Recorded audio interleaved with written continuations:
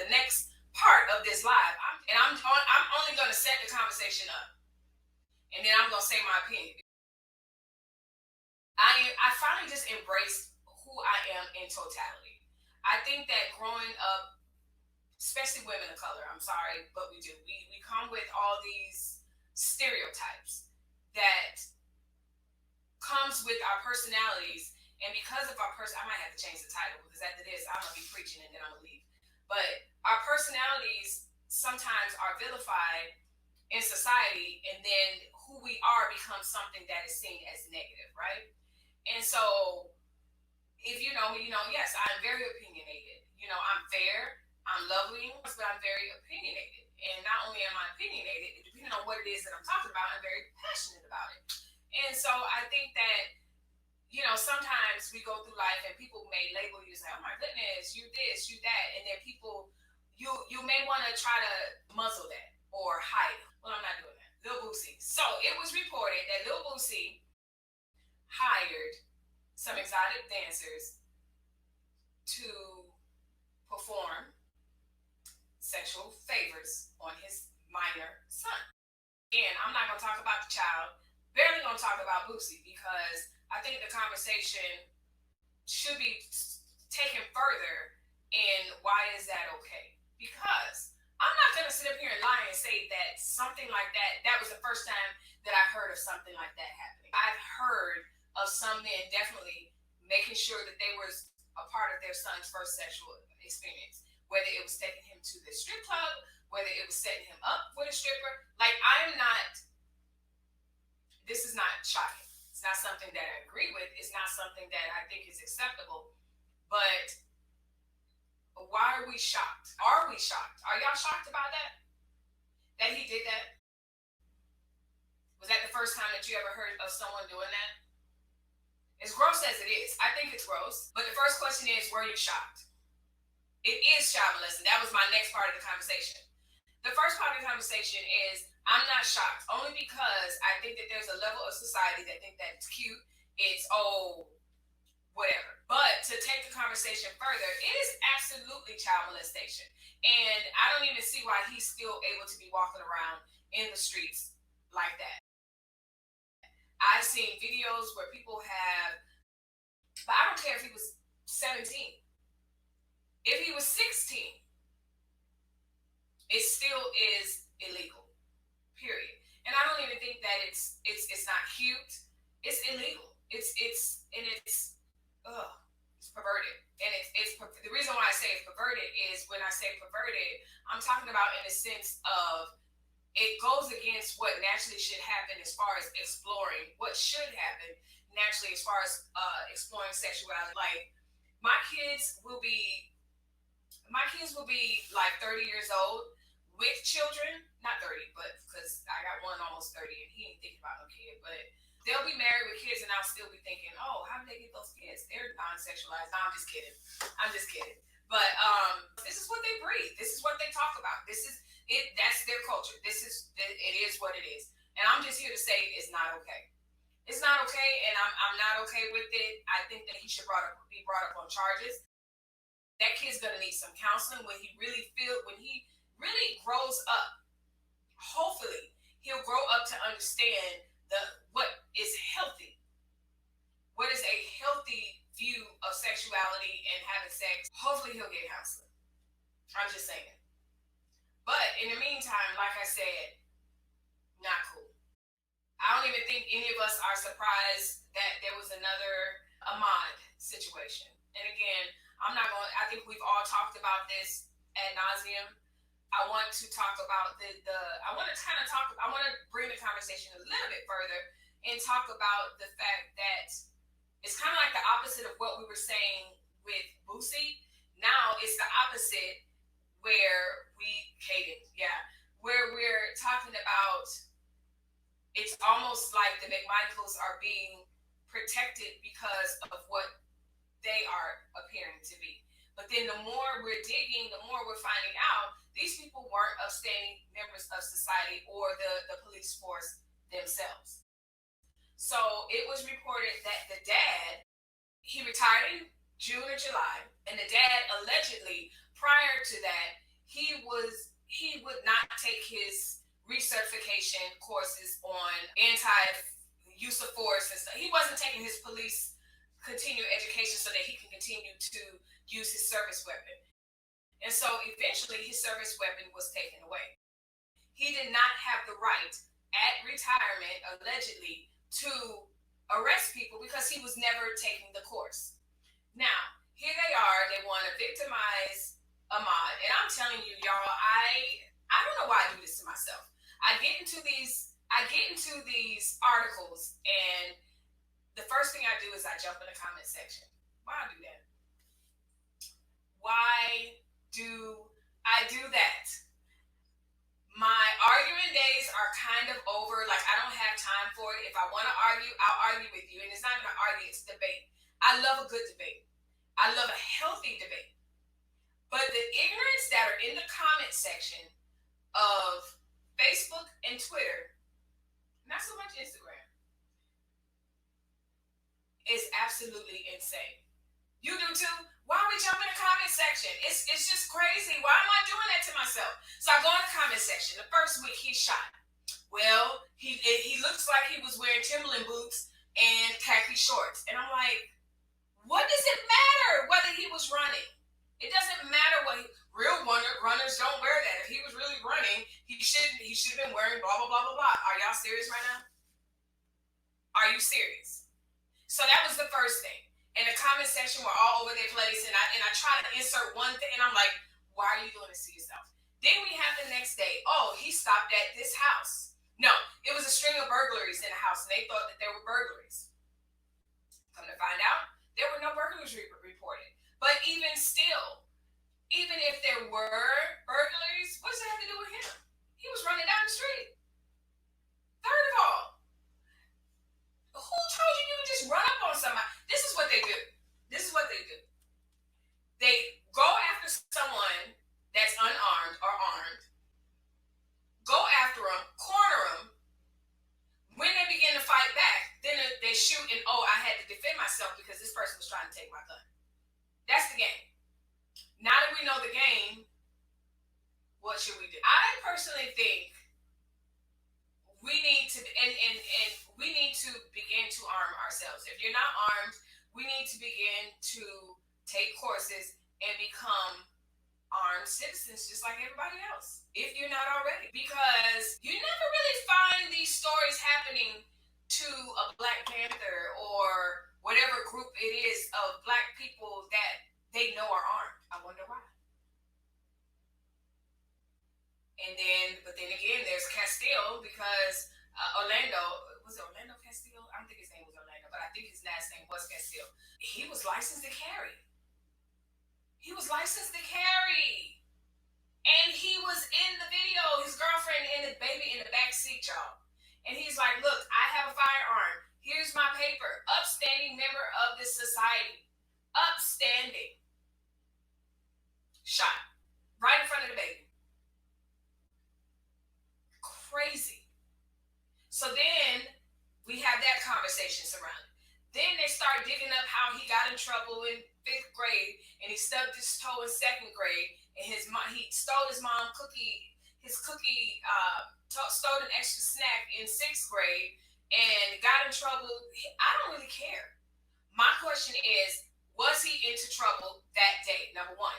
And number two, based on the law and what you are allowed to do under a citizen's arrest, what made you think that you can corner someone and not feel like you're going to put them in, block them in, and then shoot them and they're going to be okay? It's a game y'all playing. It's a game some of you are playing, okay? And it's not okay. It's not okay. And I think that the bottom line is the more people of color and people of Asian descent that get licensed to carry, then they never know who's armed and who's not. And running up on folk would look a little bit different. That's just what I'm saying. That's what I got to say about that. But I find it interesting that the dad he chose to retire instead of taking this continuing education course to be able to carry his service weapon. So his service weapon was taken. So then that gives us the question that we've all been asking. How come we can't get into these situations and they become de-escalated? Never mind the fact that he was not on duty. Never mind the fact that he's not on the police force. It is a scary thing to think. And I'm telling you, before, I promise you, both my kids are on track. Both of my kids are on track, and they were getting homework from their coach that they had to run around the neighborhood. And we live in a very nice neighborhood. And even in that, with all those facts being said, oh yeah, it's time. It's time. And for me, I'm not gonna lie, I am so afraid of my temper. I know some of you don't know that about me, but I'm so afraid of my temper that I just don't know if I will have that self-control. I don't know if somebody, and when I say self-control, I would hate for somebody to make me that mad. I don't know if I ever get that mad. Do you ever just get that mad and you go, let me go grab my gun? Because I ain't gonna lie, like my mouth is out of control, but I never get that mad. I guess not. I think that might be an irrational fear, or is that normal? Those of you that are licensed and you carry, let me know. Because I don't have a problem with the carrying part and everything. I'm afraid of when I get mad, just in general. Like, I know I won't draw a gun on my kids or anything else like that, but I would just be so afraid. I don't know, Ron, too. You think that's Ron's issue? I don't know. I'm a hothead at sometimes. Mr. Vanell, don't chime in. But I don't know if my hot-headedness will. See, that's a whole nother lie. Well, we can talk about it. Tell me what y'all think. If you're licensed to carry, but you're also sort of a hothead. Now, I'm not an out of control hothead, but I guess what I'm saying is the way my mouth goes, will I have the control? Like, I know somebody breaking in the house, I have no problem with that.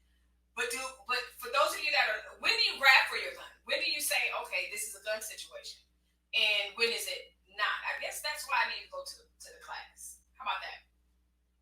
Just go to the class. That's what I'll do. I'll go to the class, first step to class. I already have the gun that I want. It's a cute little pink gun. I think that's what I want to do. But I'm just kind of afraid. And I might be triggered because this is a serious moment. I might be triggered a little bit or scarred because one of my friends was killed by her husband. Gosh, it's been at least 6 to 7 years, you know. But anyway, it was a domestic violence type thing, whatever. And so ever since then, no, it wasn't even that long. About 6 years. But anyway, it's hot in here. I need to turn my fan on. But anyway, she was killed by her husband. Now, I don't think that I would kill my husband. I just don't know if you already be ready to pop off. Because I'm like a little chihuahua. I don't know. You license it, like no one's chiming in. Those of you that are carrying, no one else has that concern. Well, you were saying Ron has that concern. I've only been mad at somebody once to where I really wanted to hurt them. It was years ago. I was a teenager actually, and I pulled a knife on somebody. That was like the only time that I really was like, I literally had the knife, and I could be in jail right now. So maybe that's where I'm thinking back too. Like, okay, you have the potential, crazy lady. They just don't know that part of you. You crazy. I'm not. But anyway, that's a whole nother subject. I'm not even. Okay, this ring light is getting to me. All right, so they are criminalizing Mr. Ahmaud, his past. Y'all are quiet. You're not licensed to carry yet. But those of you that are thinking about license, I know Landon, isn't Landon? I'm just concerned, and I guess they'll teach you that. He's a hothead and he wants to be licensed to carry. See, I don't know. I think I'll be okay in everyday, day-to-day situations, right? In the grocery store, stuff like that. I'll be completely fine. Okay, so Talea, you're in the process of taking the class. I don't know how far you're into the class. I want to take the class. But as I said, I'm a little apprehensive because, like I said, my friend, her husband killed her. And Vanilla and I's situation is nothing like that. Like, we're not in an abusive relationship or anything like that. But it does, I think, like, I was scarred by that. In a sense, not triggered, but scarred. Like, how did he get so mad at her? That's what it is. That's probably what it is, huh, y'all? She was in the military. Right. You're right. You true about that. She was in the might be killed several ways. So is Vanilla.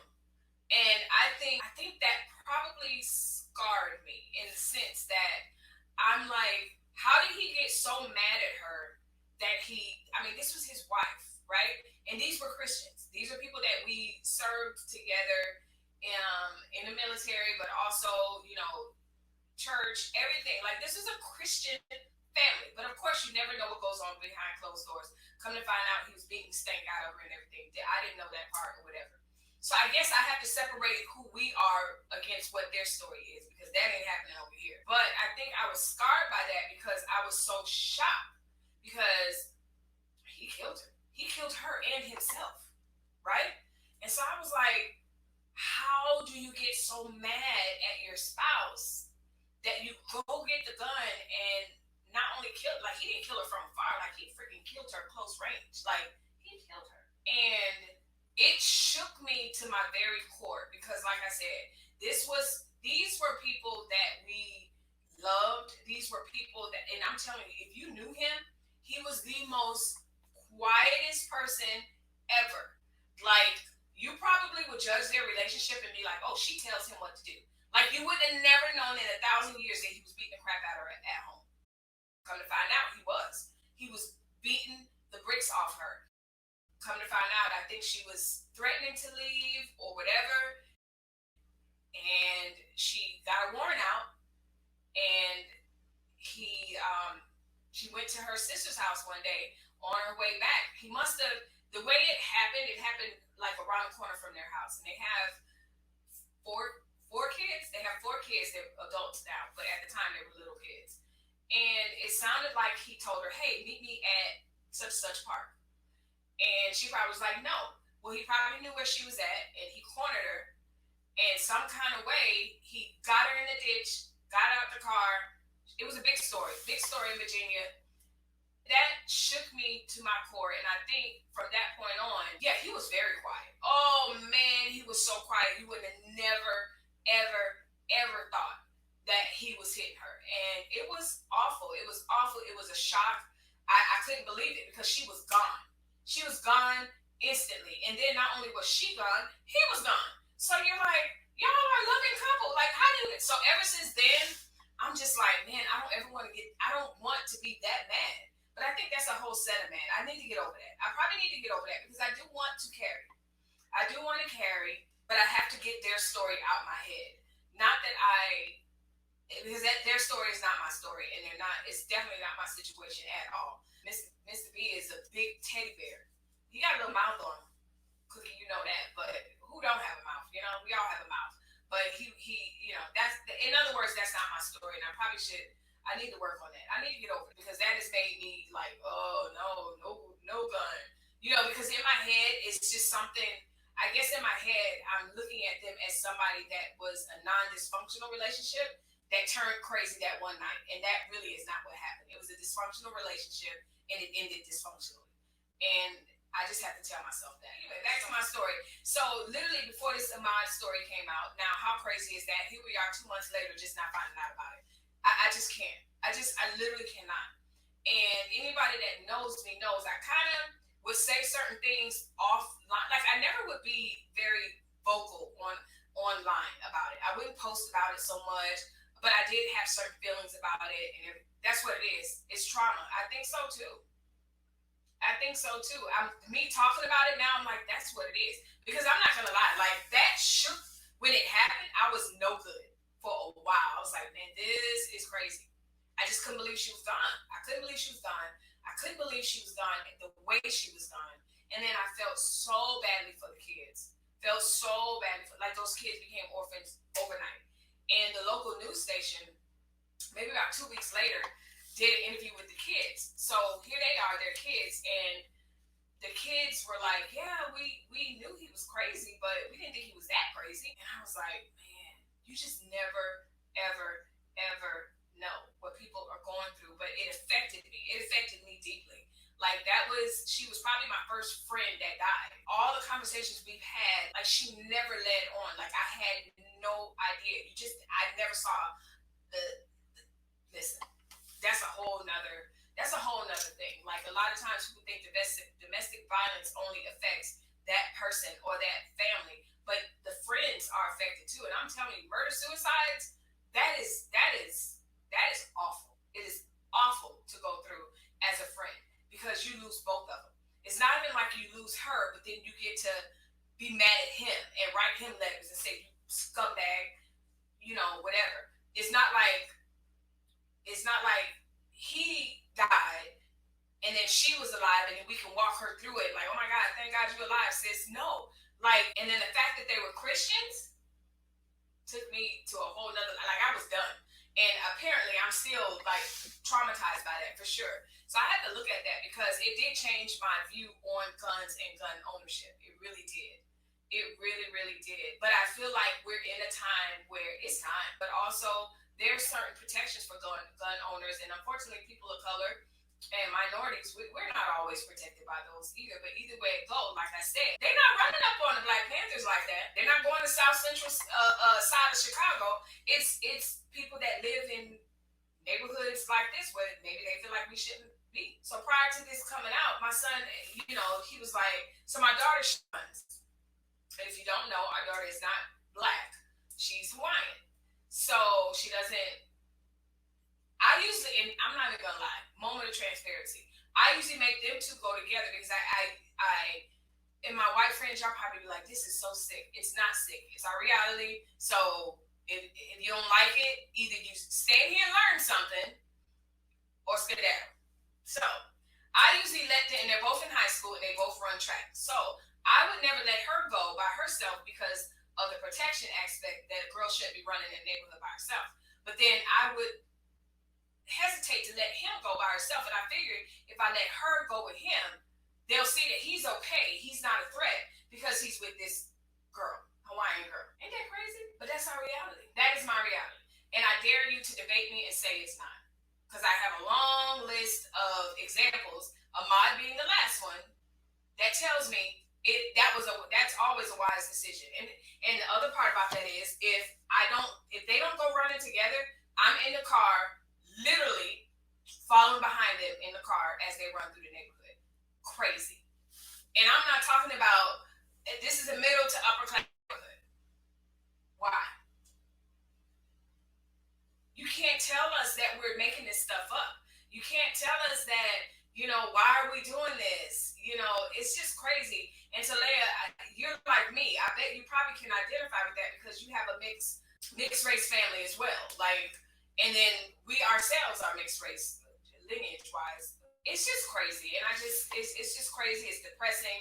It's crazy all the loops we have to go through to kind of keep our kids protected, to make sure that we appear as a non-threat to our neighbors, to our friends, and all this other stuff. And it's crazy. My freshman, it is a reality because I got one that's dark, and exactly one that's dark, one that's mixed and can pass as white, and I make sure they go together. So you feel me? You feel me? Chantel looks Spanish or Samoan some days. Vanille is medium skin tone. And so I make sure they go together because they both feel less of a threat. You're not going to bother her and try to kidnap her because she's got her big brother with her. And then big brother's not. And the other part about that scares the living daylights out of me, in a sense, not really scares me, but it's something I think about, is the boy loves hoodies year round. In the middle of, where we live at, Arizona. We live in the middle of Arizona and he absolutely loves hoodies. So it doesn't matter what the weather. So I just think about that. I see him as my little young boy. That's who he is. But unfortunately, just him being is a threat. And that's sad. Yeah, yours too, I know. I'm telling you, I feel like twins, Talea. They're like cousin twins, those two. We got to get our kids together. Did you feel that earthquake this morning? And those of you in California, I didn't feel it. Not in California, but I didn't feel it. There was a 6.5, I write that down because now I got to change the title. 6.5 earthquake in California, Nevada, and someone said they felt it as far north as Sacramento. That's why I'm asking. So it goes back, you felt it. That's crazy. So this Ahmaud thing, and I don't want to call it a Ahmaud thing, but this terrible precedent, this thing that just keeps happening to our people. Like, I don't understand people that deny it. Like I said, I go to the comments section and I'm absolutely nauseated and disgusted that people feel the way that they feel. They really do feel that way. But it goes back to the original conversation about our faith. Like, ultimately, my faith takes over because I can dig myself in a huge rabbit hole of fears. But of fears, but my faith overtakes me. And I know, you know what, I'm gonna do the practical things, which is not let him run through the neighborhood by himself, even though this is our neighborhood just as much as anybody else's neighborhood. Make sure he's protected when we go to the store, all of that. And just not instill fear in him, but also give him that street knowledge and street wise. But also just begin to protect ourselves. Period.